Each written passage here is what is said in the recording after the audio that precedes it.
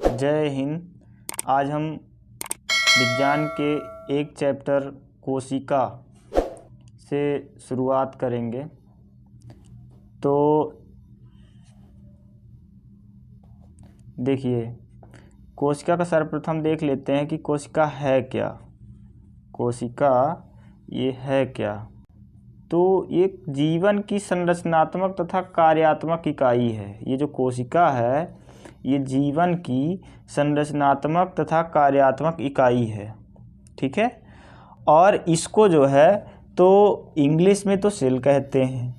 अब सेल नाम कैसे आया? सेल जो है तो जब रॉबर्ट हुक जी ये खोज, कौन रॉबर्ट हुक जी किए? रॉबर्ट हुक जी कोशिका की खोज किए। उन्होंने सन कब किए? 1665 में।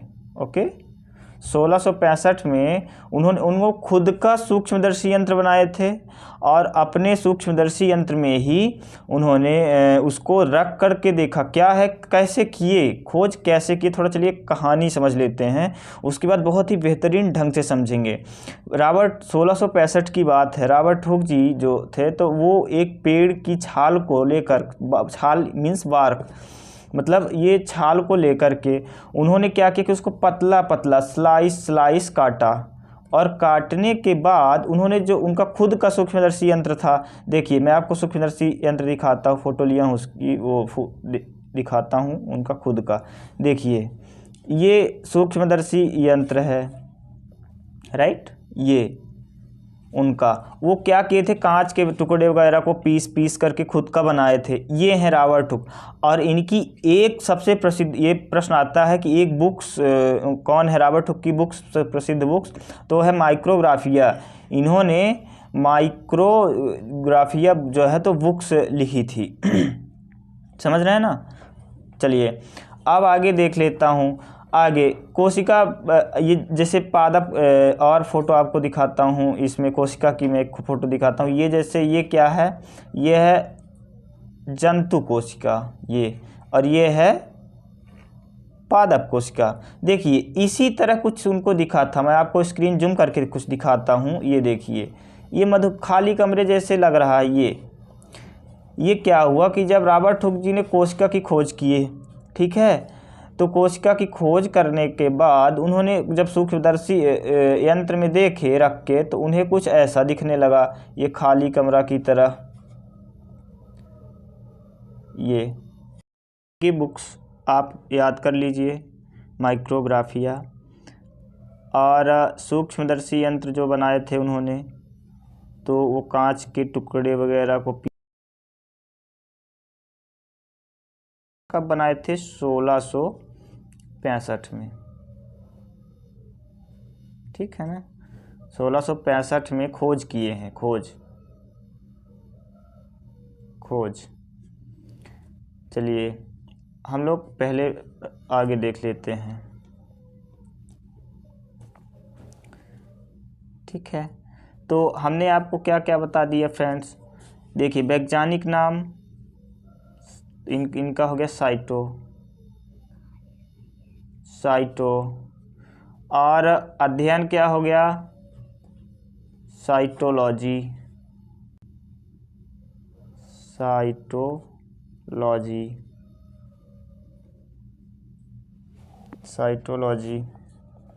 ओके,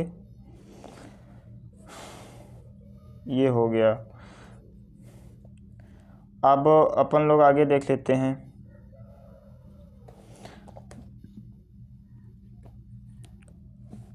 हमने खोज भी बता दिया आपको। रॉबर्ट हुक 1665 मृत कोशिका की खोज किए थे। जीवित कोशिका की खोज किसने किया था? एंटोनी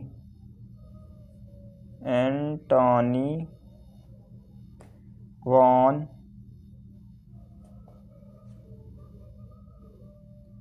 ल्यूवेनहॉक। आगे देख लीजिएगा, ल्यूवेनहॉक। ओके, आगे बढ़ जाते हैं। कोशिका कोशिका सिद्धांत देखते हैं। कोशिका सिद्धांत सबसे पहले प्रतिपादित किए थे 2 वैज्ञानिक थे, एक थे स्लीडन और एक थे स्वान। तो जो स्लीडन थे वो वनस्पति वैज्ञानिक थे और जो स्वान थे वो थे जीव विज्ञान मतलब जंतु विज्ञान के। तो उन दोनों ने क्या किया कि कोशिका के बारे में सोचने लगे। जब रॉबर्ट हुक जी को कोशिका खोज करके चले गए तो सब लोग मन में सोचने लगे कि आखिर ये कोशिका क्या है व्हाट इज सेल, मतलब परेशान से हो गए। फिर जब इन्होंने 2 वैज्ञानिक इन्होंने वो वनस्पति में देखने लगे, जो वो थे क्या बोलते हैं स्लीडन, और जो स्वान थे तो वो जंतु विज्ञान के वैज्ञानिक थे। तो उन्होंने दोनों सर्च करने लगे। सर्च करते करते उन्होंने पाया कि दोनों में जो ये दोनों हैं, दोनों में एक ही जैसे चीज़ उन्हें मिली। देखिए एक सेकंड, क्यों पलट रहा, हाँ ये तो देखिए दोनों में उन्हें एक ही जैसे चीज़ मिली कि सभी, चाहे पादप हो, देखिए पादप और जो जंतु, ये जंतु दोनों में एक ही चीज़ दिख रहा था। क्या दिख रहा था दोनों में? कि सभी ये सेल से मिलकर बने हुए हैं, पादप भी और जंतु भी। सेल मीन्स कोशिका। तो उन्होंने पाया कि ये सभी कोशिका से मिलकर के बने हुए हैं, तो क्यों ना एक सिद्धांत दिया जाए। फिर उन्होंने कोशिका सिद्धांत दिया। कोशिका सिद्धांत क्या दिया कि सभी पादप तथा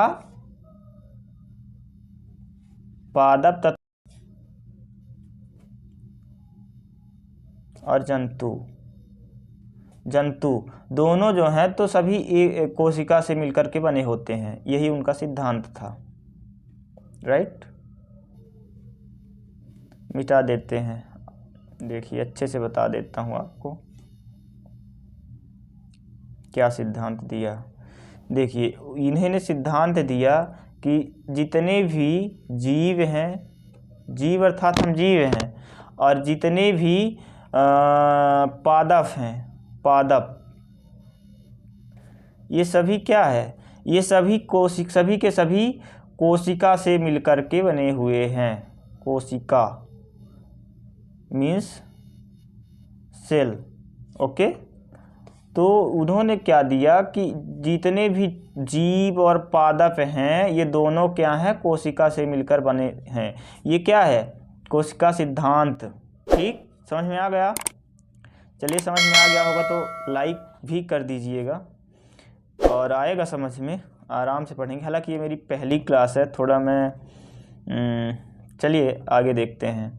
आधुनिक कोशिका सिद्धांत। अब ये आधुनिक कोशिका सिद्धांत क्या? जब स्लेडन और स्वान वैज्ञानिक जी वो दे के चले गए कोशिका सिद्धांत, तो आधुनिक कोशिका सिद्धांत अब देने के लिए अब रॉबर्ट विर्चो का नाम आता है। रॉबर्ट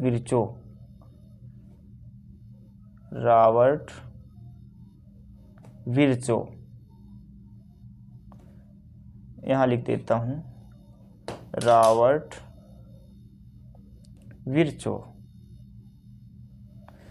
विर्चो जी ये कोशिका सिद्धांत दिए थे। आधुनिक कोशिका सिद्धांत। कोशिका सिद्धांत तो दिए थे स्लाइडन और स्वान। आधुनिक कोशिका सिद्धांत किसने दिया? वो दिए हैं रॉबर्ट विर्चो। देखिए आपको हम कितने प्रश्न बता दिए, आगे देखते हैं। चलिए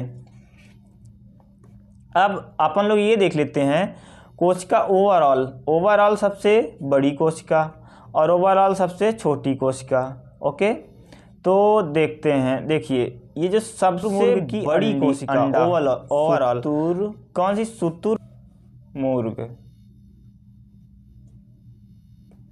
शुतुरमुर्ग का अंडा, ये सबसे बड़ी कोशिका है। और सबसे छोटी कोशिका क्या है? दुनिया की ओवरऑल मैं बात कर रहा हूँ, दुनिया। सबसे छोटी कोशिका है माइकोप्लाज्मा।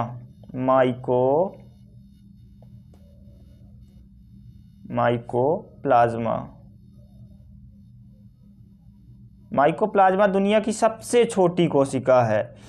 अब देख लेते हैं मानव में भी तो मानव भी कोशिका से मिलकर बना है। तो मानव में सबसे बड़ी और सबसे छोटी कोशिका कौन सी है? एक सेकंड पानी पी लें।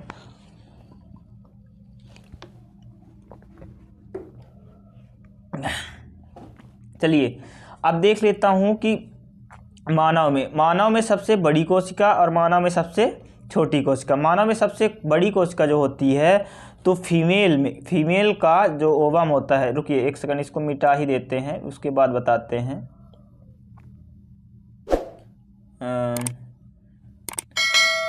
एक सेकंड, थोड़ा टाइम का क्षमा चाहूँगा। तो अपन लोग देख लेते हैं। अब सबसे बड़ी कोशिका फीमेल का जो ओवम होता है, यानी अंडाशय इसको बोलते हैं हिंदी में, अंडाशय। तो जो ओवम होता है तो वो सबसे बड़ा होता है। और सबसे छोटी कोशिका मेल का जो स्पर्म होता है, शुक्राणु, स्पर्म को इंग्लिश में क्या बोलते हैं? शुक्राणु। रुकिए साफ थोड़ा लिख दें, हमारी राइटिंग बहुत गंदी आती है और ये पेन भी नहीं चल रहे हैं। सबसे छोटी कोशिका कौन सी होगी? स्पर्म। चलो तो सही, स्पर्म, ठीक है ना। अभी किसका? पुरुष के जो शुक्राणु हैं वो सबसे छोटी कोशिका हैं, ठीक है। पुरुष के शुक्राणु सबसे छोटी, और मेल की बात कर मतलब मानव की बात करूँ, और फिर मानव में दोनों आते हैं, महिला भी आती हैं पुरुष भी आते हैं, दोनों ही मानव में आते हैं। महिला अलग जेंडर है और पुरुष अलग जेंडर है, ठीक है ना, दोनों में जेंडर अलग है। बाकी बात है दोनों पुरुष वो मानव ही हैं, ठीक है। इसके बाद आगे देख लेते हैं। देखिए सबसे तेज विभाजन जो है तो सबसे तेज किस कोशिका में होता है? तो सबसे तेज विभाजन होता है लीवर में। जो लीवर है फ्रेंड्स, ये सबसे तेज विभाजन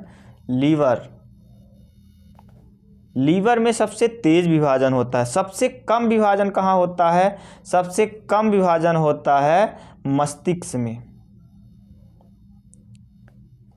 मस्तिष्क यानी ब्रेन में सबसे कम विभाजन होता है। ब्रेन की जो न्यूरॉन सेल हैं,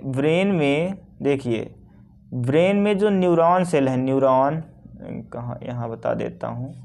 जो न्यूरॉन सेल है, न्यूरॉन सेल, इनमें विभाजन होता ही नहीं है। देखिए आपको एक बात बताता हूँ, अगर जो लीवर ऐसा है कि वो थोड़ा सा डैमेज भी हो जाए ना, थोड़ा फट भी जाए, खुद रिकवर कर लेता है, खुद रिकवर हो जाएगा। क्योंकि वहाँ की जो सेल है ना, वहाँ वो एक से दो हो जाएंगी। तो एक पहली वाली जो है तो पहले वाला वो स्थान ली रहेगी, और दूसरी वाली जो है तो दूसरा मतलब दूसरी जहाँ खाली स्थान को भर लेगी, ठीक है ना। तो जो इसमें